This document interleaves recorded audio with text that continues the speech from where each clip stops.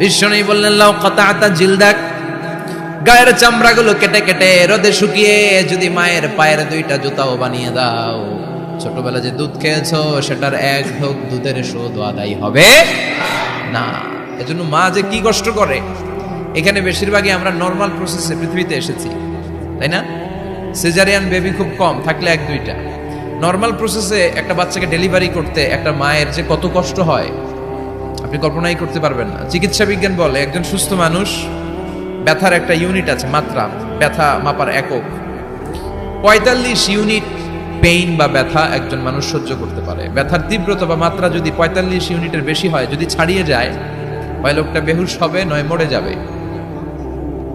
আমার আর আপনার মা যখন আমাদেরকে নর্মাল প্রসেসে ডেলিভারি করেছেন, তখন তারা 45 না 57 ইউনিট প্লাস 57 থেকে 60 ইউনিটের পেইনও তারা ছাড়িয়ে গেছে।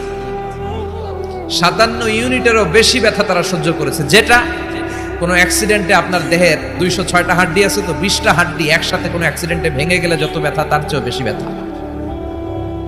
এজন্য মায়ের মনে কষ্ট দেয়া যাবে? মায়ের মনে কষ্ট দিয়ে জীবনে কেউ সফল হতে পারে নাই। সাইয়েদনা মূসা আলাইহিস সালাম আল্লাহর একবার জিজ্ঞেস করলেন, আল্লাহ মাইয়া কুনু জালিসি ইয়াউমাল কিয়ামা, আল্লাহ আমার সাথে কিয়ামতের দিন জান্নাতের সাথী কে হবে? আল্লাহ বললেন, জালিসুকা ফিল জান্নাতি জাজ্জা, তোমার সাথী হবে কিয়ামতের দিন বিচার শেষে জান্নাতে যখন ঢুকবা, তোমার সাথী হবে একজন কসাই। কসাই